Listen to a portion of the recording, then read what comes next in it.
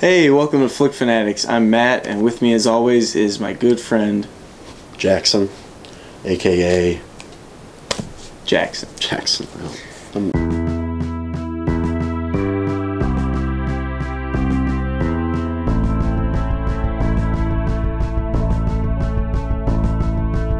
don't have any cool nicknames. We saw Inherent Vice. Ooh, the new PTA movie. Starring Joaquin Phoenix, Josh Brolin.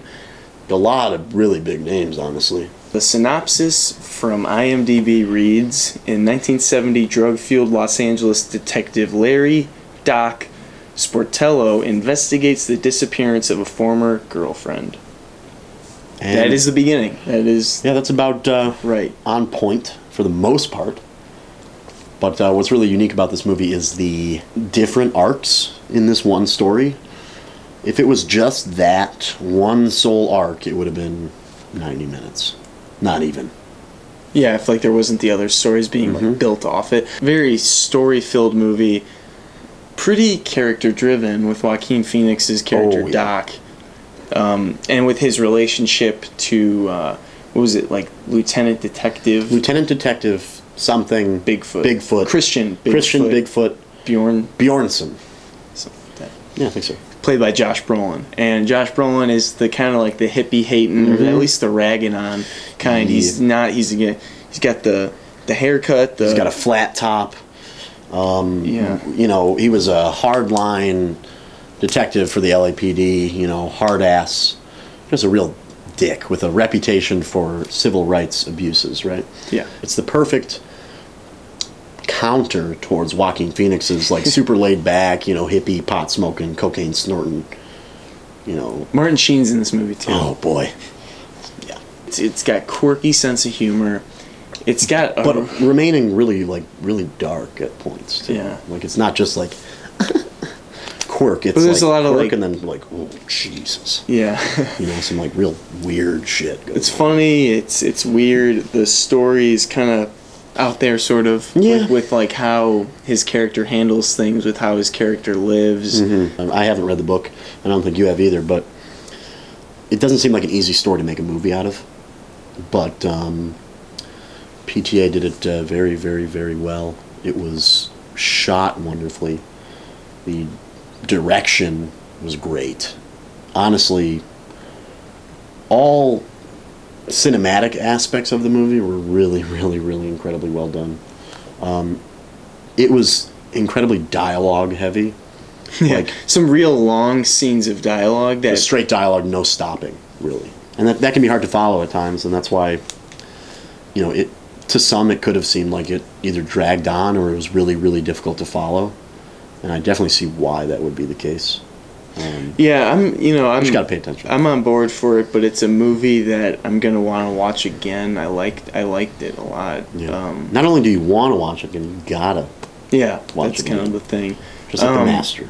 Yeah, just like There Will Be Blood for me. I wanted to watch it again, and you know, that way you can get it kind of a new take or a new look at it. You can, because there's a lot of routes that you can think when you're thinking about this movie. Because I sort of felt like I was in the shoes of Joaquin Phoenix as he's going on this investigation. He's going from place to place, kind of going through the motions, sort of. But he has like a stable. He knows what he's doing. Yeah. But it's at the same time, it's like he's so laid back that it seems like he's just kind of like, maybe I'll check with this guy, or maybe I'll go over here. It's like a, you know, hey, whatever, man. I think it's all the drugs that have like, you know, messed with his mind to the point where he's just like, not lazy, but like unbelievably laid back. A little dopey, yeah. I'm really happy this was the first one we got to watch this year. I think it is part of the 2014 picks, though, with Oscars and all that. Should be. So we might be talking about it in our upcoming special awards talk. But I recommend it to Paul Thomas Anderson fans. I recommend it to Joaquin Phoenix fans. Wes Anderson fans. Yeah, that's I was getting the humor a little bit. There's a little quirkiness, interesting symmetrical shots that, you know, Wes Anderson is synonymous for. Or what about like... So, you know, check it out. Let us know what you think. If you don't like it, there's I wouldn't blame someone for not liking this movie. It's a lot to swallow. It's like a dense movie. It was just jarring at a few parts for me. Yeah. I was like, yeah, it's a lot to comprehend because it's like, it's not like, you know, very highbrow material, but it's just, there's so much material and it's hard to sift through it all.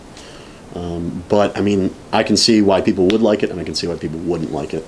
You know, you're thinking about it, you know, for days, weeks. I was the same way with The Master.